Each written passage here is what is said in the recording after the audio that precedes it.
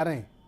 इसके पीछे सरकार ने क्या वैज्ञानिकों से, विशेषज्ञों से, डॉक्टरों से कोई परामर्श किया है या आपस में ही तय कर लिया कि नहीं अब खोल दो?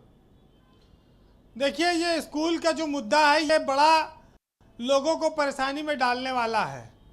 ये निजी स्कूल, प्राइवेट स्कूल के जो प्रबंधक हैं ये उनके दबाव में ये फैसला हुआ है।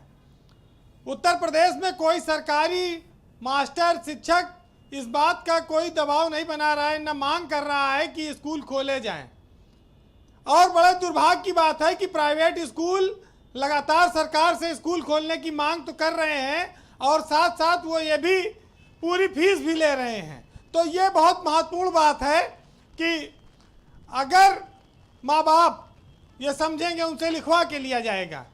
लेकिन दुनिया में एक चीज़ हर कोई जानता है कि सारे दुनिया की महंगी से महंगी वस्तु एक तरफ रख लीजिए और एक तरफ औलाद, तो माँ बाप के लिए उसके औलाद से बड़ी कोई चीज़ नहीं, वो बड़ी से बड़ी हीरा जवाहरात और धन संपदा को ठुकरा सकता है। अभी नंदिनी जी बैठी हैं, उन्होंने एक बात कही, बड़ी भद्र महिला है, मेरी भाभी भी है, मैं बहुत उनका सम्मान भी करता हूँ। उन्होंने कहा कि ये एक्सपेरिमेंट चल रहा है। ये बहुत शानदार बात कही उन्होंने, और ये प्रयोग अबोध बच्चों के साथ नहीं होना चाहिए। और जिस तरह से ये कोशिश की जा रही है सिर्फ पैसा कमाने के लिए प्राइवेट स्कूलों द्वारा, ये बच्चों के जीवन को खतरे में डाल रहा है, उनका जीवन तबाह कर देगा। बारिश बहुत तेज हो रही बाहर, लेकिन आप जरा याद करिए कि इस देश में जितने आईएएस, आईपीएस, पीएम, सीएम, जज ये जो बने हैं ये तब प्राइवेट स्कूल नहीं थे, ये सब प्राइमरी से पढ़ के बने हैं।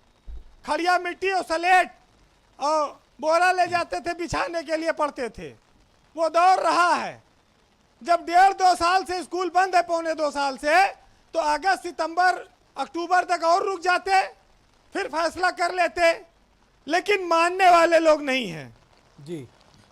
देखिए, कोरोना बड़ी खतरनाक बीमारी है, लाखों लोगों को छीन लिया उसने।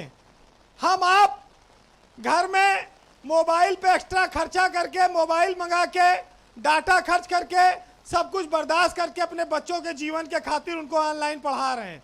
गरीब से गरीब आदमी पढ़ा रहा है, क्योंकि वो अपने औलाद का भविष्य भी नहीं खराब देखना चाहता और उसका जीवन भी बर्बाद होते नहीं देखना चाहता।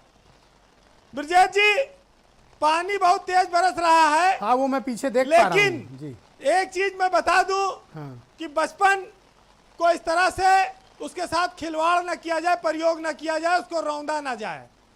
ये प्राइवेट स्कूल फीस पूरी ले रहे हैं, किस बात की ले रहे हैं? जब उनकी बिजली नहीं चल रही है, उनकी लैब नहीं चल रही है, उनके वाहन नहीं चल रहे हैं, उसके बावजूद वो फीस तो पूरी ले रहे हैं। पता नहीं कौन एक अनिल अग्रवाल है, वो पूरे यूपी में ये निजी स्कूल चलाते हैं, ये कैंपेन चला रहे हैं और जोड़ जोड़ के सबको इकट्ठा करके सरकार पे पता नहीं क्या करके क्या। देखिए, हम सब लोग गरीब स्कूलों में पढ़े हैं। प्राइवेट स्कूलों का तब जमाना नहीं था जो इतने सारे लोग यहाँ बैठे हैं, जो लोग सुन रहे हैं।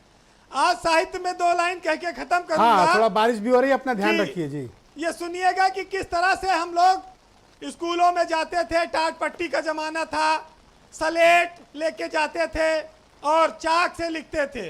एक बहुत बड़े साहित्यकार हैं प्रमोद तिवारी, उन्होंने लिखा है। इन सब चीज़ों को ध्यान में रख के सुनिएगा, बड़ा मजा आएगा कि बचपन में बड़ा सस्ताई का जमाना था। 10-5 पैसा मिलता था स्कूल जाने के लिए खर्चा, तब ये हजारों की फीस नहीं थी। तो उस पर ध्यान रख के सुनिएगा कि याद बहुत आते हैं गुड्डे गुड़ियों वाले दिन, और 10 पैसे में चूरन की 2 पुड़ियों वाले दिन, और ओलम इमला पाटी बुध का खड़ियों वाले दिन, और बात बात में फूट रही फुलझड़ियों वाले दिन। याद बहुत आते हैं गुड्डे गुड़ियों वाले दिन। जब थोड़ा बड़े हुए तो पान वान की दुकान पे खड़े होने लगे, तो कहा कि पनवाड़ी की चढ़ी उधारी और घूमे मस्त निठल्ले, और कोई मेला हाथ न छूटे और टका नहीं है पल्ले, और हाथी कालर खड़े किए हाथों में घड़ियों वाले दिन, और हवा महल की ट्रांजिस्टर पर कड़ियों वाले दिन। याद बहुत आते हैं गुड्डे गुड़ियों वाले दिन, और 10 पैसे में चूरन की 2 पुड़ियों वाले दिन। बहुत बहुत शुक्रिया बीरेन जी, आपने डॉक्टर सूर्यकांत को लग रहा है उनके पुराने दिन याद दिला दिए। बहुत बहुत धन्यवाद।